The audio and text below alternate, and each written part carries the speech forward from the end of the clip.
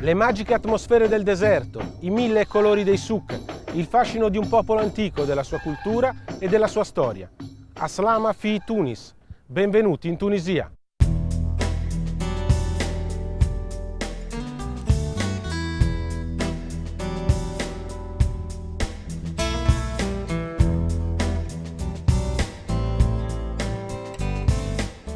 Siamo arrivati a Tozeur a tarda sera ed anche se stanchi ne abbiamo approfittato per assaggiare i piatti tipici della cucina locale.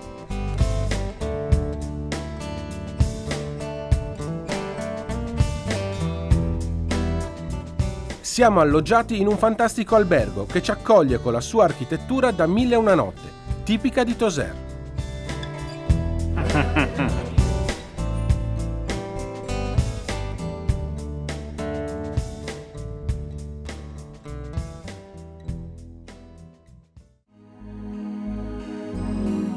Anche questa mattina partiamo all'alba ed imbocchiamo la strada che ci porta sulle montagne ai confini con l'Algeria. Lungo il tragitto attraversiamo un lago salato, lo Chott El Garsa.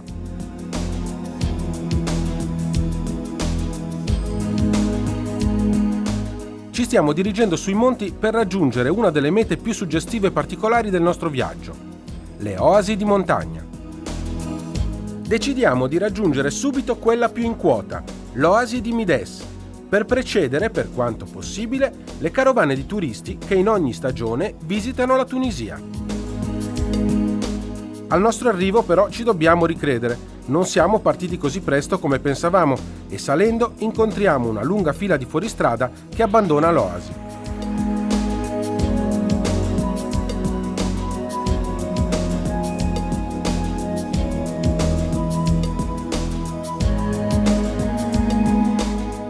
Ci troviamo tra i monti del Dahar che fanno parte della grande catena montuosa dell'Atlante che dal Marocco arriva sino alla Tunisia. Una catena montuosa lunga più di 2500 km e qui, quasi ai confini con l'Algeria, tra queste gole è sorto l'antico villaggio berbero di Mides, quasi una fortezza facilmente difendibile in quella posizione, e ai suoi piedi si estende una magnifica oasi.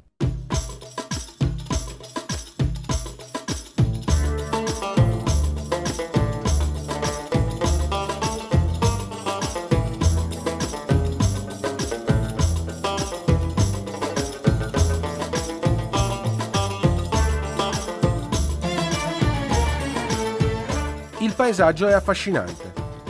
Le ripide pareti della gola imprigionano il tortuoso corso d'acqua che porta la vita all'oasi.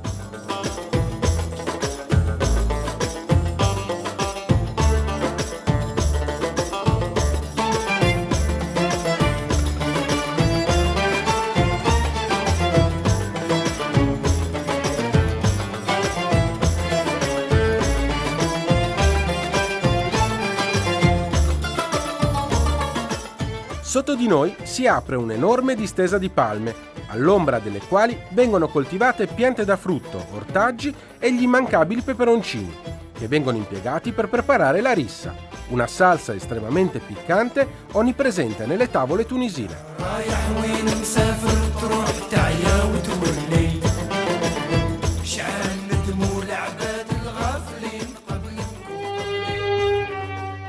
Percorrendo la strada che porta fino a Tozeur incontriamo la seconda delle oasi di montagna, quella di Temerza. Alle mie spalle vedete il villaggio abbandonato, l'antico villaggio di Temerza sorto su quelle che erano le rovine dell'avamposto romano di Ad Turres. Qui vedete alle mie spalle il villaggio abbandonato dove si trovano ancora le antiche case costruite con mattoni di paglia e fango. Il villaggio fu abbandonato nel 1969 a causa di una fortissima alluvione che lo distrusse e venne ricostruito sempre a fianco a questa magnifica oasi. È stupendo, spettacolare vedere quando si percorrono queste strade in mezzo al deserto queste macchie di verde intenso ed è ancora più spettacolare vedere la cascata che sgorga nei pressi dell'oasi.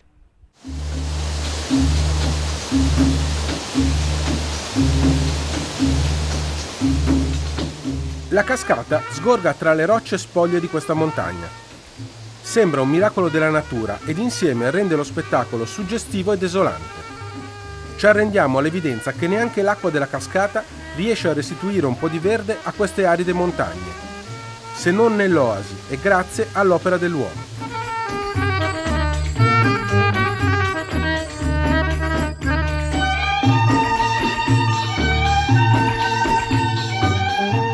Ci lasciamo alle spalle l'oasi di Temerza e poco più a valle, ormai in vista della pianura, troviamo Cebica. Qui si coltivano i datteri più prelibati della Tunisia.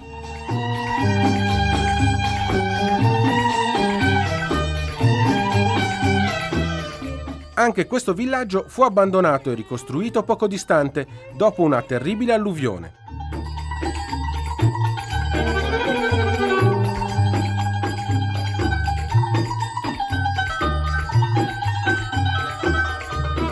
Percorriamo a piedi i sentieri che costeggiano un corso d'acqua e che ci portano verso la sommità della montagna. Dopo aver attraversato una piccola gola, lungo la quale si trova qualche palma da dattero, si apre di fronte a noi un piccolo specchio d'acqua.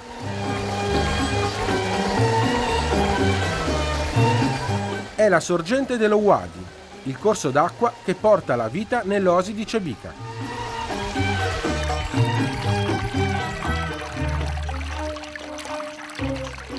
Un altro fazzoletto di verde tra queste spettacolari ma aride montagne.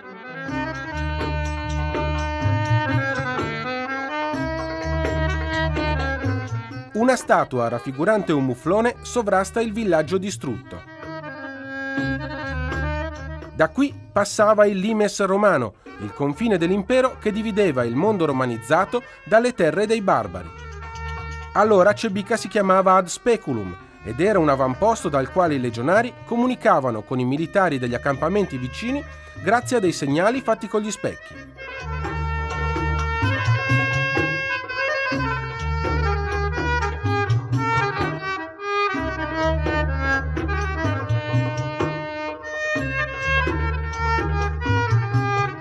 Giunti alla sommità della montagna, vediamo spuntare chissà da dove un gruppo di bambini dai profondi occhi neri e lucenti e dal sorriso allegro, che provano a venderci le collane portafortuna che realizzano infilando in uno spago alcuni ciondoli a forma di pesce fatti con il pane.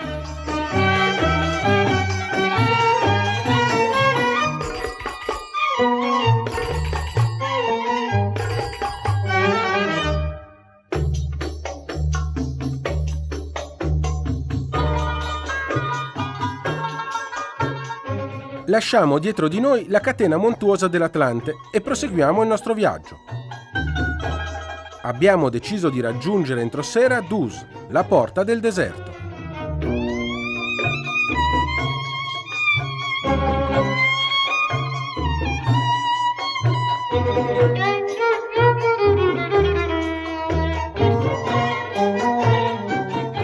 Un tempo era l'unico mezzo di locomozione e di trasporto per chi attraversava il deserto e ancora oggi come allora le tribù nomadi lo allevano il dromedario perché è l'unico animale che può sopravvivere in questo ambiente veramente arido e ostile. Viene allevato sia per il trasporto delle persone, per portare i turisti, ma anche per produrre un'ottima carne che è uno dei piatti tipici della Tunisia.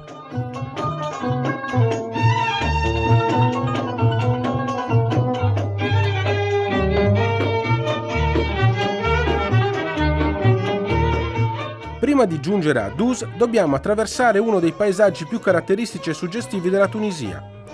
Un'immensa landa desolata, il più grande lago salato del Sahara, lo Chott El Djerid.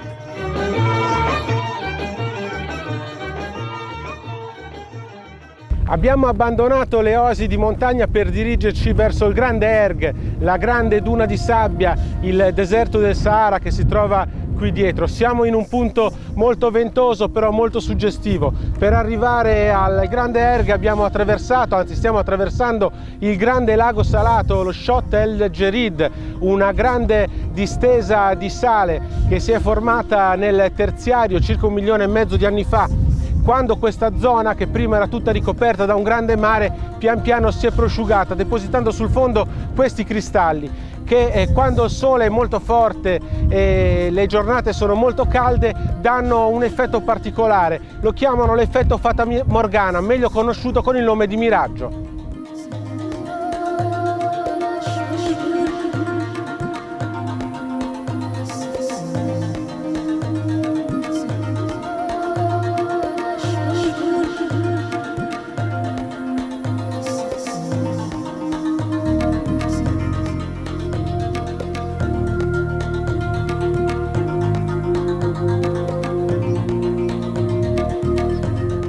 È ormai sera quando arriviamo a Dus.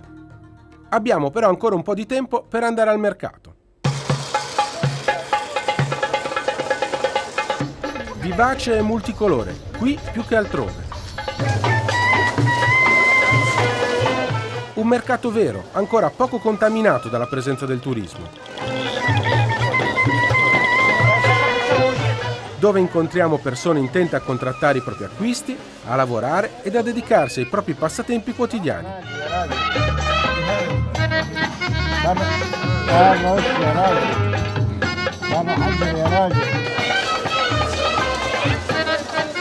Il centro del paese ha l'architettura di un caravanserraglio, una grande piazza con tanti magazzini che si affacciano su di essa, dove in tempi passati si radunavano le carovane che a dorso di cammello portavano lungo le rotte del deserto le merci e che qui sostavano per rifocillarsi e per commerciare.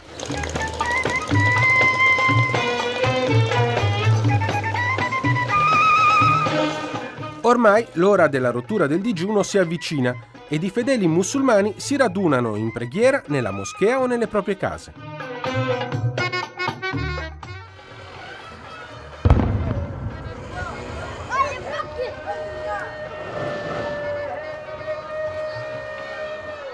Si accendono le luci, il muezzin intona un canto che invita i fedeli alla preghiera. In alcune città, come qui a Dus, anche un cannone annuncia la rottura del digiuno. Siamo nel mese di Ramadan, il nono mese del calendario musulmano, il mese sacro, durante il quale i fedeli musulmani sono tenuti a rispettare il digiuno dall'alba al tramonto per purificarsi e per rispetto nei confronti di Allah. La rottura del digiuno è insieme un momento di profondo raccoglimento religioso e di grande festa, che coinvolge tutti gli abitanti del villaggio. Ormai anche per noi è arrivata l'ora di rientrare in albergo. Domani ci aspetta il grande deserto di sabbia.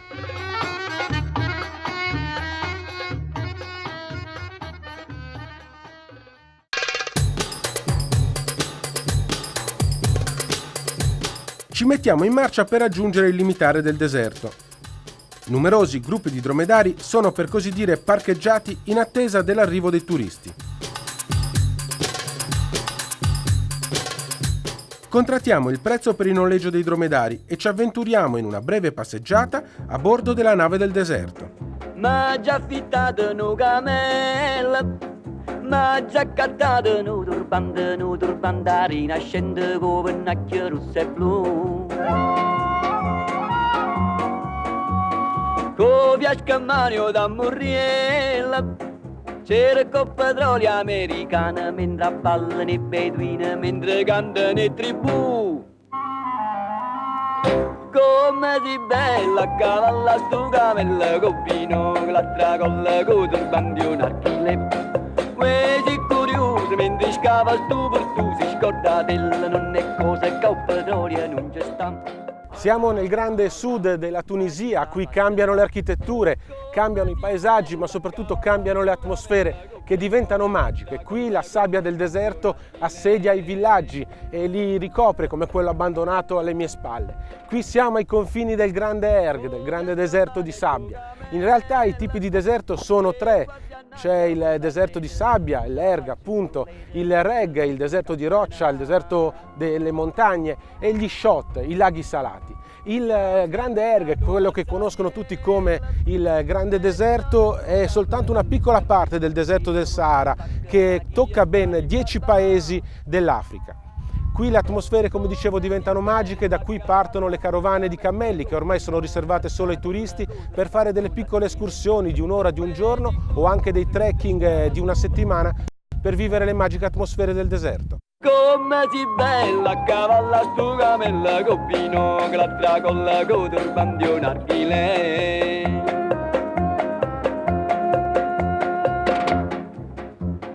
Co viascamane e co camella, che guardia innanzi a folla rete, reputa faccio tu lede, non si può più camminare.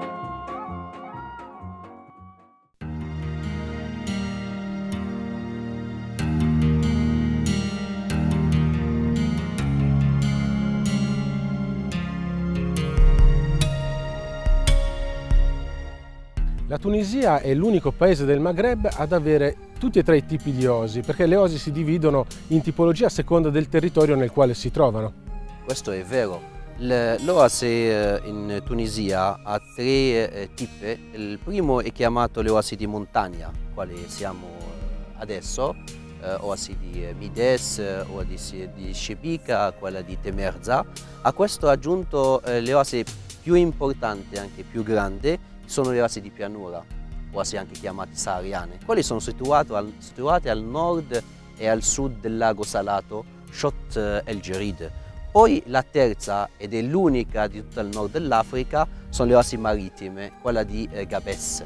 Sta lungo il mare, c'è un clima particolare, un miscuglio tra il clima sahariano ma anche quello marittimo. Qualità di datteri anche diversa di quella prodotta nelle oasi sahariane, quella di montagna. Ecco, una cosa che tutti si immaginano parlando di oasi è un'immensa distesa di palme che producono datteri. In realtà le palme sono soltanto gli abitanti più alti dell'oasi, perché sotto l'ombra delle palme crescono anche altri tipi di colture, come per esempio le arance, quelle di Mides sono famose in tutta la Tunisia, ma anche i melograni, e poi ancora sotto infinite distese di peperoncini, melanzane, zucchine, insomma sono dei veri e propri orti che in qualche modo vivono in simbiosi con tutto l'ambiente circostante. Questo è vero, da noi l'oasi è chiamata il paradiso, questo perché in mezzo al deserto tutto questo verde, tutta questa fertilità. Anche c'è gente del posto che la chiama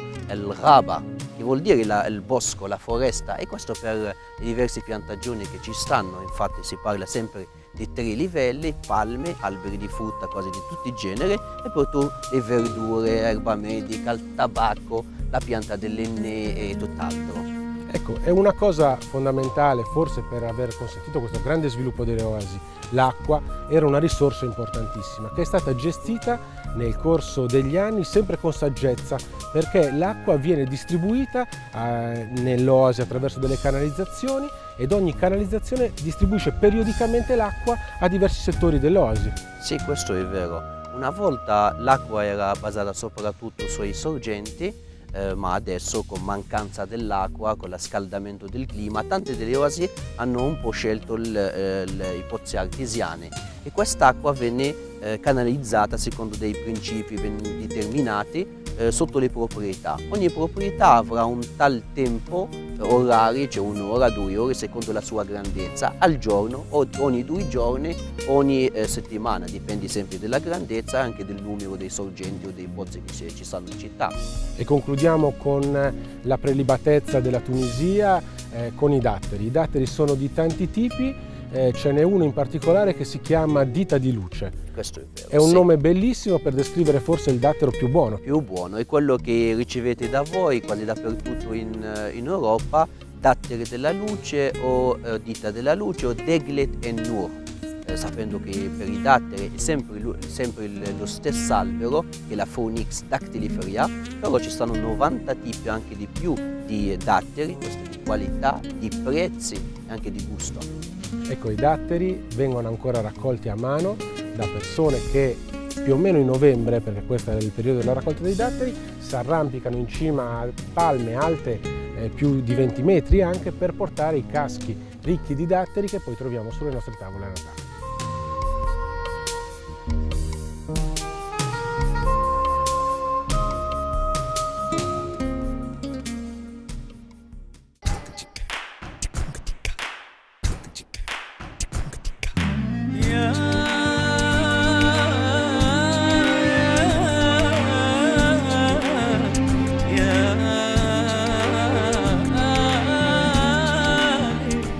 città sorge in una vasta piana stepposa. Il clima, normalmente arido, oggi ha lasciato spazio ad una giornata insolitamente uggiosa.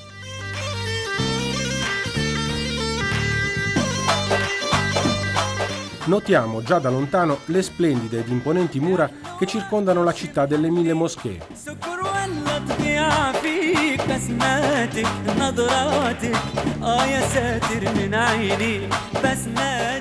Un paesaggio affascinante, nel quale passeggiano lentamente in uno spazio senza tempo suggestivi personaggi abbigliati con la tradizionale giallabia tunisina.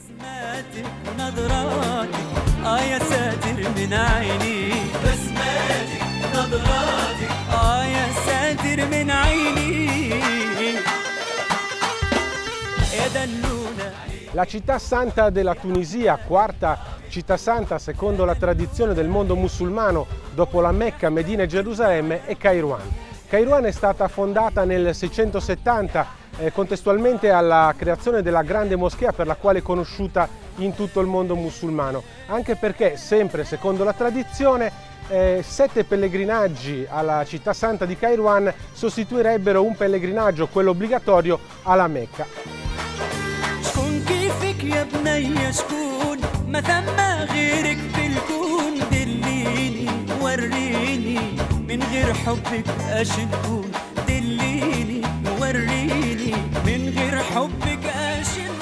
Sorta in una piana quasi priva di vegetazione, la città santa di Kairouan fu fino al 1800 l'unico centro di aggregazione culturale e commerciale per tutte le tribù nomadi che vivevano in quest'area.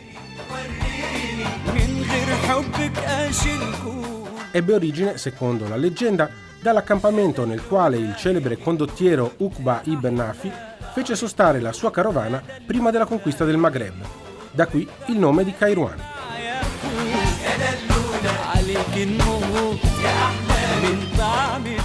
Circondata da alte mura, la sua medina è un piccolo gioiello, nel quale sono racchiuse decine di moschee e mausolei.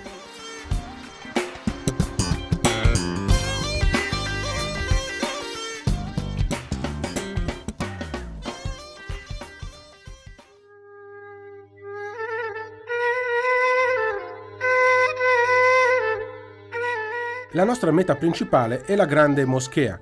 Ci dobbiamo affrettare perché nel mese di Ramadan, per dare modo ai fedeli di raccogliersi in preghiera, gli edifici sacri vengono aperti ai visitatori solo per breve tempo.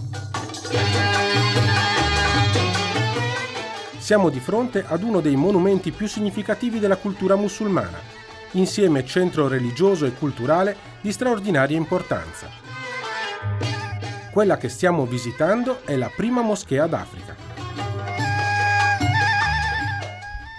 Tutte le antiche moschee sono state costruite seguendo lo stesso schema architettonico, quello che ripropone l'oratorio del profeta a Medina. E la grande moschea di Kairouan non fa eccezione. C'è un grande cortile rettangolare sul quale si affaccia un'imponente sala di preghiera. L'architettura però della grande moschea di Kairouan proposta adesso è quella del periodo medievale. Quando fu costruita nel 670 d.C. doveva essere molto più austera. Soltanto in un secondo momento, grazie anche al recupero di molti materiali dei siti archeologici dei dintorni, la moschea è stata abbellita e anche fortificata per motivi e ragioni di difesa. Pensate che all'interno della moschea ci sono circa 400 colonne di marmo e di porfido che provengono dai siti archeologici di Cartagine e dei dintorni di Kairouan.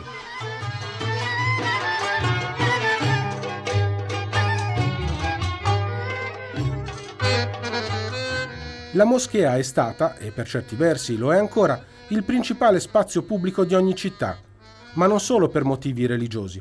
È infatti nelle moschee che sorsero le mederse o scuole coraniche, che da sempre sono state il luogo di insegnamento religioso e scientifico. In particolare, la grande moschea di Kairouan, costruita nel I secolo del calendario musulmano, che ha il suo inizio con l'Egira, cioè la fuga di Maometto che abbandonò la Mecca e si rifugiò a Medina nel 622 d.C., negli anni successivi alla sua fondazione fu un importante luogo d'aggregazione per uomini di cultura che provenivano da tutto il Maghreb.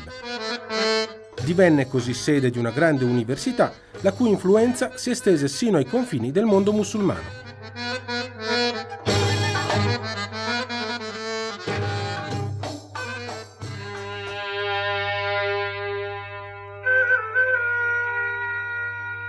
Alle mie spalle l'imponente sala di preghiera nella quale i fedeli musulmani pregano rivolti verso la Qibla, la direzione nella quale si trova la Mecca. Nella sala di preghiera anche il mimbar, il pulpito, uno dei più antichi del mondo musulmano, ornato con 250 bellissimi pannelli di legno. E questa è l'unica moschea quasi completamente visitabile. L'accesso alla sala di preghiera non è consentito ai non musulmani, che però possono visitare il bellissimo cortile.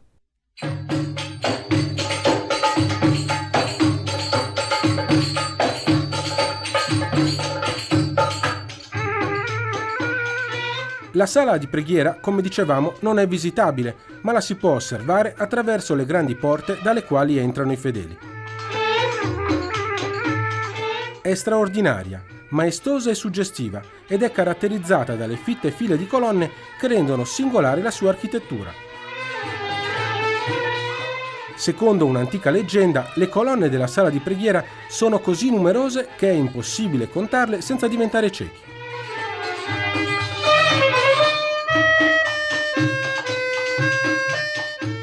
Sulla parete di fronte a noi si trova il mihrab, una nicchia che indica la Qibla, cioè la direzione della Mecca, verso la quale i fedeli pregano.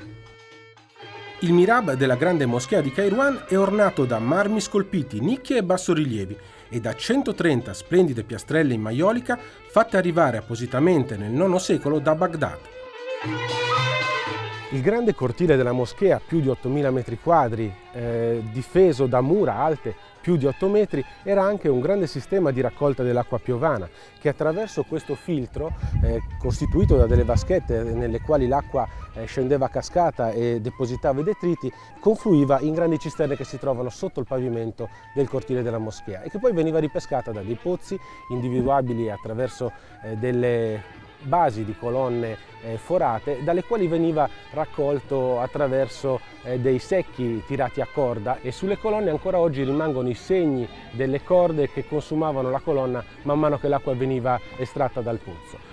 Alla mia sinistra la meridiana, che durante il giorno segnava e scandiva gli orari di preghiera. Invece alle mie spalle il grande minareto, alto più di 60 metri, dalla cima della quale il muezzin, dopo aver percorso i 128 scalini che servivano per raggiungere la cima, chiamava alla preghiera i fedeli.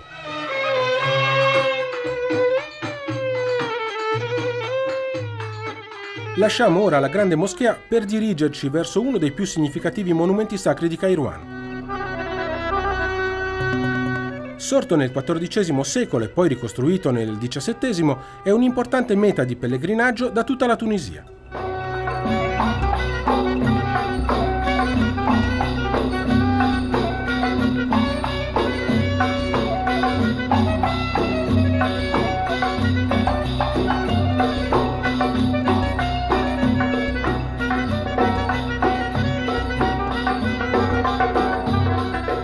Uno dei più importanti Zaouia vuol dire mausoleo, è lo Zaouiet Sidi Saheb, il mausoleo sorto nel luogo dove fu sepolto uno dei compagni di Maometto.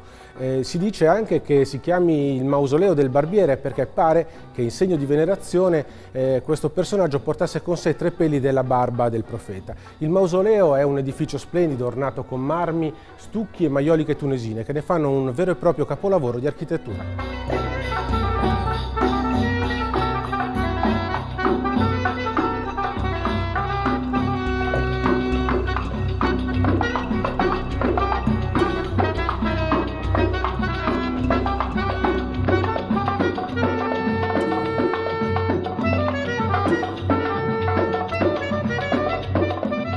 La venerazione di questi santi è un'espressione caratteristica della cultura e della religione tunisina, una pratica sconosciuta in altri paesi del mondo musulmano, così come sono proprie della cultura tunisina anche le confraternite religiose, che preservano e gestiscono questi santuari. Un aspetto, quello religioso, che permea tutta la vita della comunità, che ne scandisce i momenti della giornata e che la guida. Un elemento di fondamentale importanza per conoscere e capire l'arte e la cultura del popolo tunisino.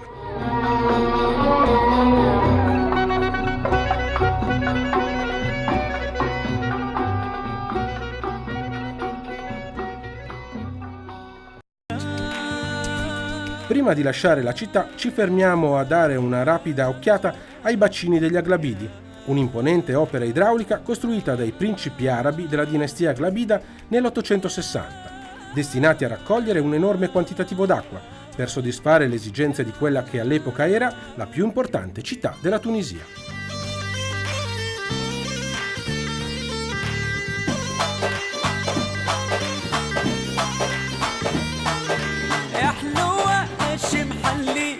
سكر ولا طبيعة فيك بسماتك نظراتك يا ساتر من عيني بسماتك ونظراتك.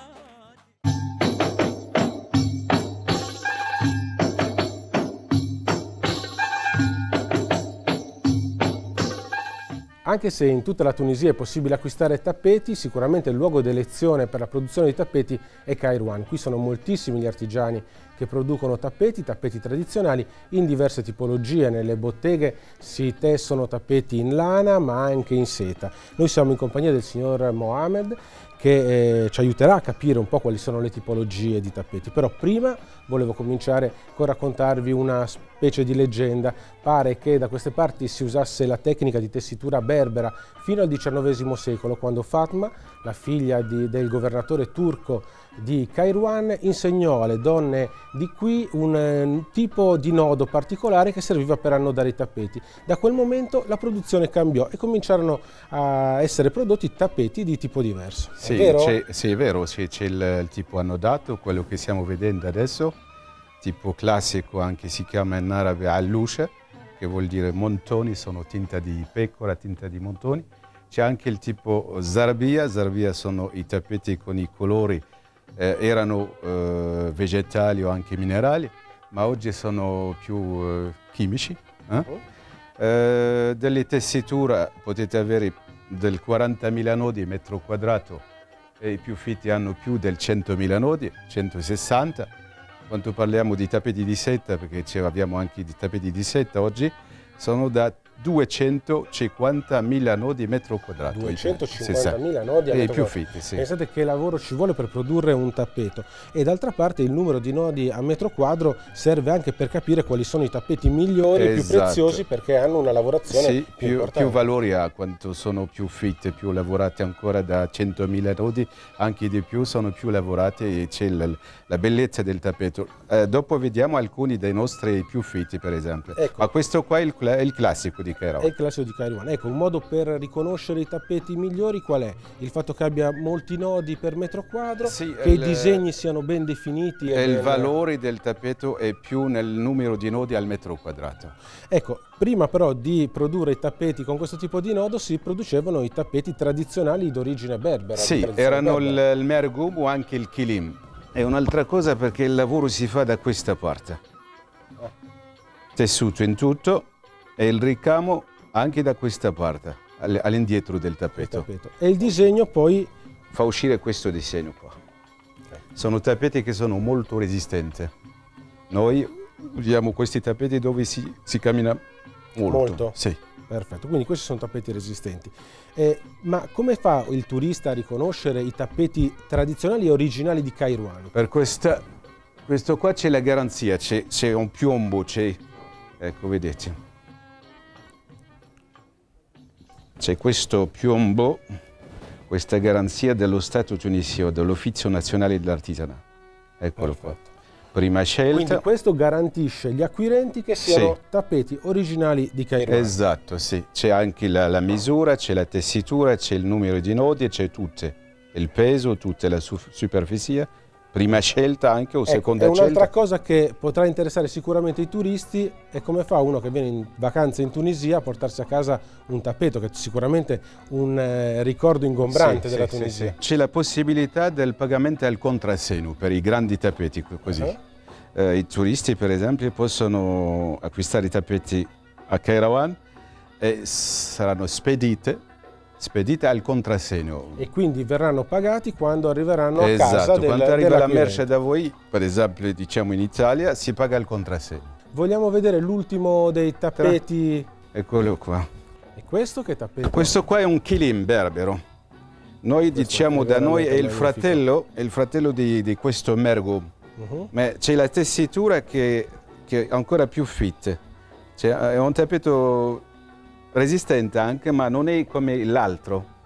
Un tappeto erano come colori più fatti nelle beduine, dalle tribù di beduini. Esatto. Ecco, e questi colori sono colori tradizionali o sono colori diciamo che sono un po' cambiati nel corso degli anni anche per seguire i gusti dei turisti e dei clienti? Sì, normalmente sono tradizionali questi qua, ma per seguire il gusto dei turisti sono più nelle tappeti annodati, perché abbiamo adesso altri colori, anche altre tessiture, ma questo qua sono dall'inizio fino adesso lo stesso come colore. Perfetto, quindi non possiamo che salutarvi, invitando tutti a venire a Kairouan a vedere questi magnifici tappeti, a vedere magari anche come le donne di Kairouan fanno a produrre questi tappeti, perché in tutte le botteghe c'è sempre qualche donna che sta intessendo un tappeto e sicuramente i commercianti saranno lieti di farvi entrare e farvi vedere questo tipo di lavorazione. E ovviamente ricordatevi di controllare sui tappeti che siano tappeti originali.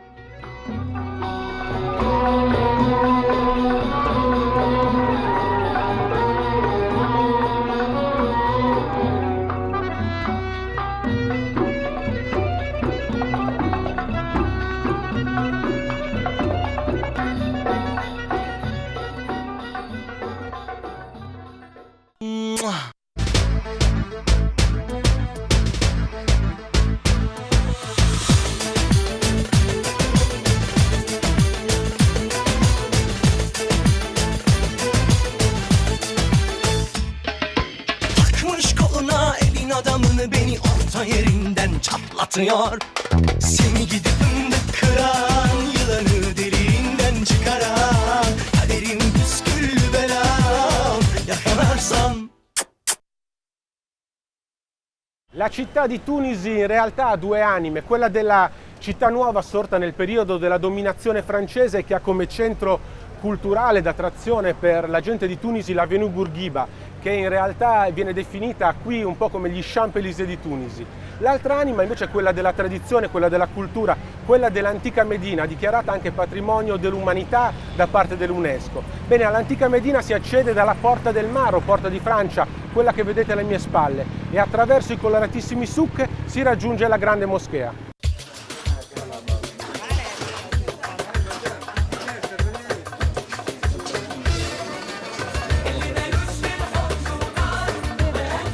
Cook lena 5 madam, 5 dinar, 5 dinar.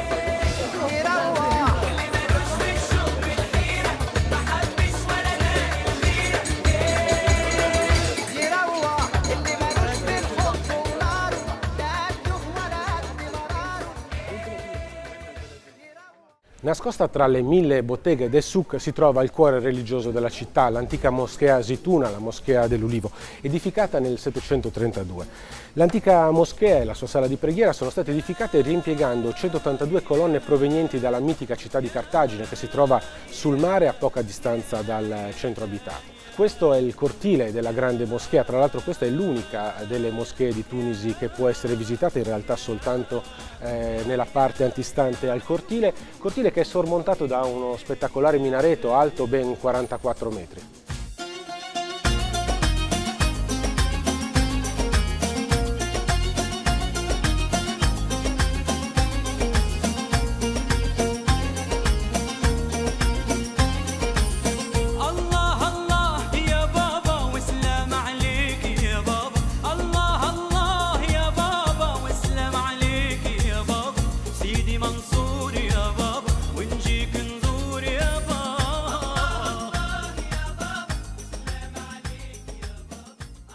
Un'interessante prospettiva della città e della moschea è possibile ammirarla dal tetto di uno dei tanti bazar che si affacciano sulle strade del souk, ma è quasi impossibile riuscire a trovarne uno e a raggiungerlo senza l'aiuto di un'abile guida che sappia districarsi tra questi viottoli.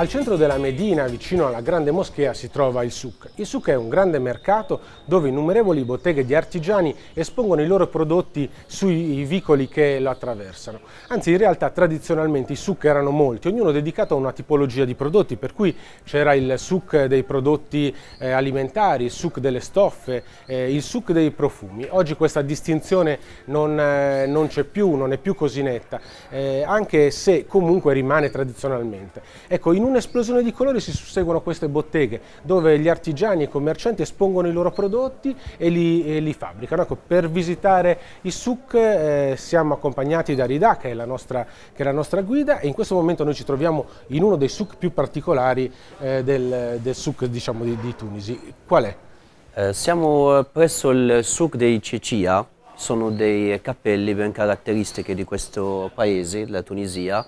Possono essere di colore rosso, caratteristiche del nostro paese, se no sono dei colori neri, quelli che sono esportati verso il paese vicino, che è la Libia. Ecco, tradizionalmente mi sembra di ricordare che questi cappelli dovessero servire da supporto per il turbante, invece poi con l'andare del tempo è diventato proprio un capo autonomo e tradizionale della Tunisia. Dipende dalla zona della Tunisia, che una volta il turbante si usava nel sud della Tunisia per difendersi un po' le tempeste di sabbia, perciò che lo usavano anche con la cecia. Invece qua a Tunisi e anche con il tempo si usa adesso solamente solo, capito? Ecco, il souk è molto visitato dai turisti, è una delle cose più caratteristiche. Che cosa si trova? Quali sono i prodotti dell'artigianato locale che si possono trovare in un souk? Il souk, che sia a Tunisi o altra città della Tunisia, è un luogo dove si raccolgono tutti quanti i prodotti artigianali del paese. Troviamo la ceramica della città di Nablus al souk, troviamo anche i tappeti della città di Kairouan, anche al souk di Tunisi. Troviamo anche il narghilè, la pipa d'acqua, la famosa pipa d'acqua. Troviamo anche i piccoli prodotti che provengono del sud del paese, come la rosa del deserto, ad esempio. Tutto quanto in un mercato di Tunisi, Ecco, una delle cose più caratteristiche per chi visita la Tunisia e chi viene nel souk è il momento dell'acquisto, perché i mercanti, i commercianti tunisini sono abilissimi nel contrattare, però allo stesso tempo si aspettano un po' che anche chi acquista il prodotto sia abile nel contrattare, perché è diciamo, un aspetto un po' tradizionale. Questo è vero, perché la tradizione del contrattamento, a quale noi tunisini siamo ben abituati, l'europeo al solito non è tanto abituato, allora deve un po' arrangiarsi, deve un po' adattarsi anche a questo modo di trattamento. Il trattamento nella tradizione nostra è nato del fatto che il rapporto tra venditore e il cliente non deve essere tanto un rapporto freddo, cioè piuttosto due chiacchiere, sarà un rapporto più umano, capito? E anche un favore da fare, uno acquista subito col prezzo che è scritto, sarà un qualcosa molto freddo. Invece ci fa un favore, ci fa una relazione umana e viene un po' questa tradizione del contrattamento. Uno deve essere anche un po', furbo, nel senso che con i prezzi non si lascia subito prendere col prezzo presentato, passerà qualche dinari di meno, lui dice di sì, lui dice che non è il prezzo giusto, cioè il commerciante, e andrà un po' più verso l'alto, più verso il giù, poi metà prezzi, capito? E quindi insomma questo è il modo un po' per affrontare il souk che si trova poi, come dicevamo, in tutte le città della Tunisia, perché è una caratteristica proprio fondamentale dell'architettura araba delle città, il souk che si trova intorno alla moschea, all'interno della Medina, e non possiamo fare altro che invitarvi a venire a visitare il souk di Tunisi, questo magnifico e spettacolare mercato che vi accoglierà con i suoi prodotti, i suoi colori, i suoi profumi e questi splendidi commercianti.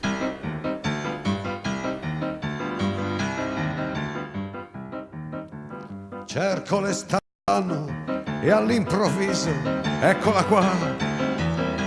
E lei è partita per le spiagge e sono solo qua su in città. Sento fischiare sopra i tetti un aeroplano che se ne va. Azzurro, il pomeriggio è troppo azzurro e lungo per me. Mi accorgo di non avere più risorse senza di te. E allora io quasi quasi prendo il treno e vengo da te.